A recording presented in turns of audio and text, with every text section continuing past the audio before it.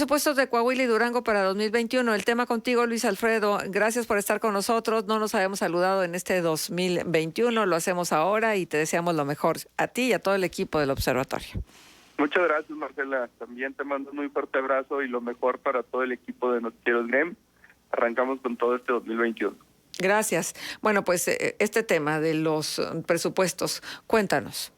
Pues mira, en 2021 Coahuila va a gastar 52,675 millones de pesos, de acuerdo al presupuesto de egresos presentado en la plataforma de la Secretaría de Finanzas. Y pues bueno, lo que sigue llamando la atención es que en este año de crisis económica y de pandemia sigue siendo el rubro de la nómina el rubro con mayor presupuesto. De los 52,675 millones de pesos, el 33% de este presupuesto será destinado para el pago de la nómina. El 31% del presupuesto será para transferencias, subsidios y ayudas, que en su mayoría se destina al presupuesto que se envía a los organismos autónomos y empresas paraestatales, que también gastan en su mayoría los recursos en la nómina. Uh-huh.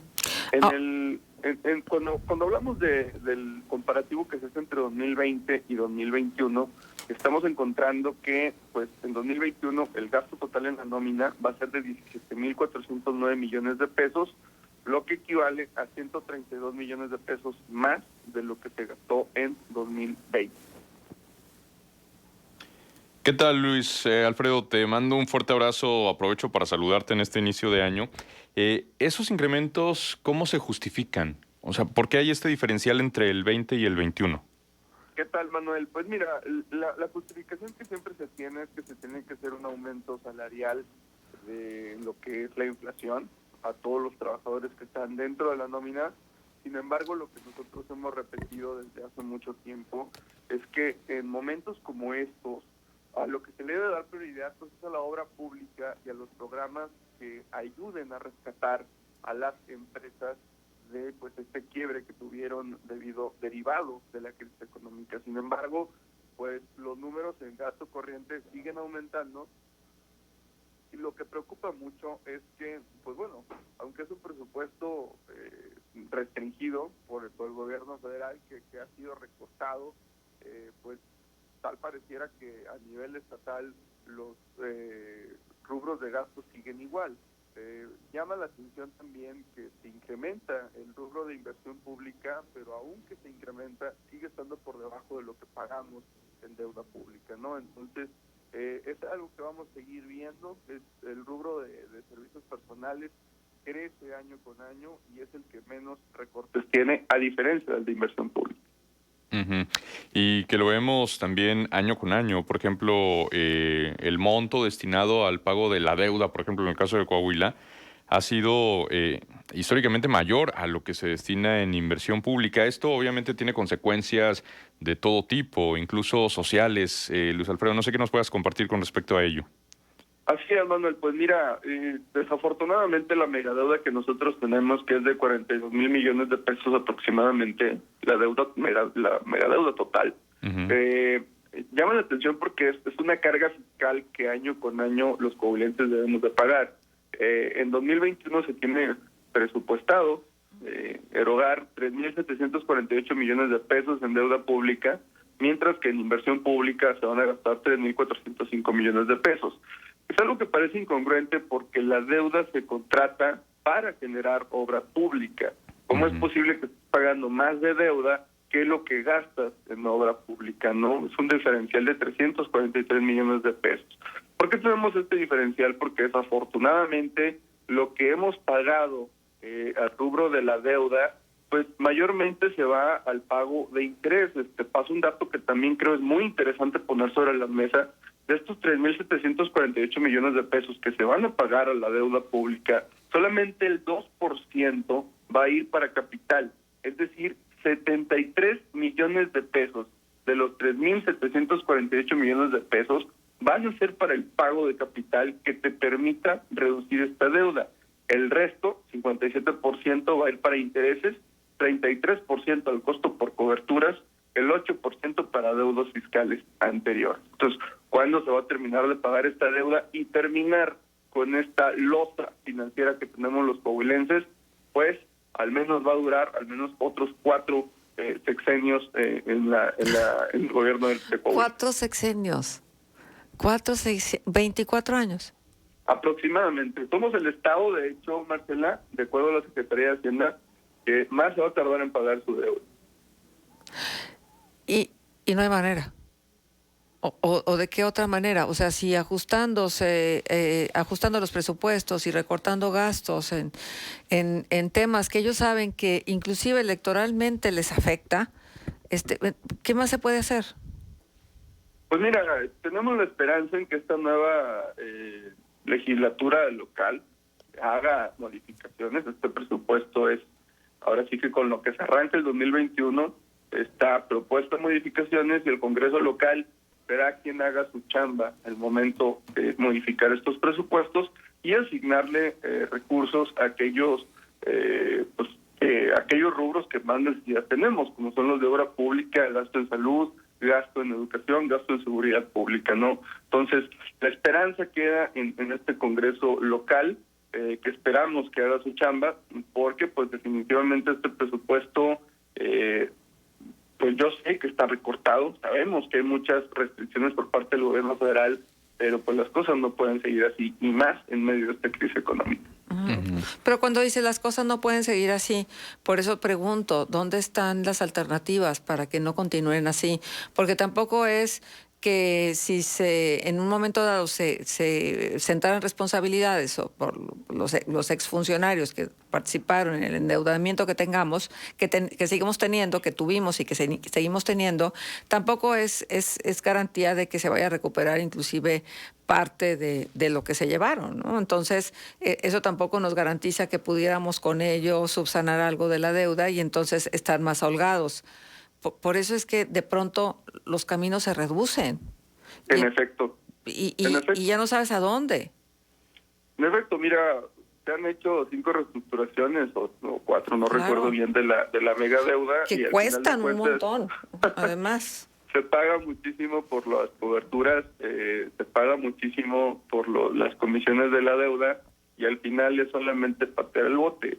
¿Quién la lleva de perder por los rubros que se están reduciendo, los rubros a los que se recorta el presupuesto? La llevan de perder las administraciones posteriores al contrato de esta megadeuda que están cargando con esta situación y que pues es lógico.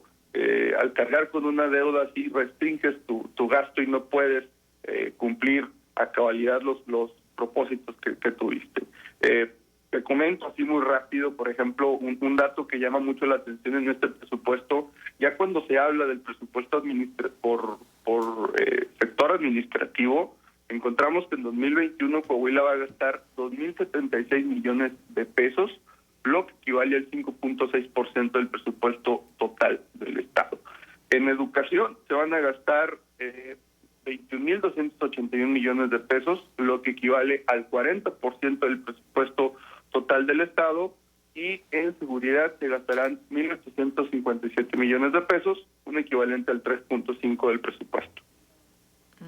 Claro. ¿Y en Durango cómo están las cosas? En Durango la situación es un poco más fuerte en materia de nómina. Cuando hablamos del presupuesto que se le destina a nómina, mucho más elevado que en Coahuila, de los 33.274 millones de pesos que se van a gastar en este 2021, el 40% va a ser para el pago de la nómina, mientras que el 32% será para transferencias, subsidios y ayudas, y aquí entran muchos más organismos autónomos y muchas más entidades paraestatales que el gobierno de Durango tiene que pues mantener a través de recursos públicos y que su presupuesto se va en su mayoría a la nómina. Aquí el incremento de la nómina fue mucho más grande que en Coahuila. En 2021 se van a gastar 13.444 millones de pesos, 858 millones de pesos más que en 2020, que fueron 12.586. Y pues bueno, contrasta, ¿no? Por un lado incrementa la nómina, pero reduces la inversión pública. En 2021 se van a gastar 1.800 millones de pesos, mientras que en 2020 se tenía proyectado gastar 2.259 millones de pesos. Repito, contrasta muchísimo este presupuesto 2021 a 2020 en medio de una crisis económica y una crisis sanitaria. Bueno, tampoco es que sean muy buenas noticias todo esto que nos estás diciendo, pero tampoco es algo que no sea ajeno. Creo que hemos transitado y navegado por estos mares sinuosos de la deuda y lo que ha representado y ha contraído las inversiones, por ejemplo, en materia de obra pública, en el Estado, en los estados, tanto en Coahuila como en Durango. Y pues esta cuestión de la nómina, luego es como muy señalado el aspecto de la nómina, pero la cuestión está en que si se necesita realmente toda la gente que está dentro de los gobiernos para ser más eficiente, pues yo creo que nadie repararíamos en lo que se gasta en la nómina. La cuestión está en que tenemos que hacer un comparativo del costo-beneficio de lo que significa la cantidad de personas que están contratadas vía gobierno, ya sea de manera directa o indirecta, como asesores, porque hay un montón de asesores, y que entonces pudiéramos dilucidar si realmente es lo que nos conviene como estados, como municipios, y esto desgraciadamente nunca se ventila. Ahora, ¿quién es el responsable? Exclusivamente los titulares, los jefes de las gobiernos estatales y municipales, o también los directores o subdirectores o a la gente que le toca contratar también tiene algo de injerencia en este incremento de nómina. Así es, pues mira, uno de los problemas, Marcela, que se vive a nivel nacional es que tenemos una carga excesiva de trabajadores en el sector público, que desafortunadamente no va acorde a los presupuestos que tienen las entidades y los municipios.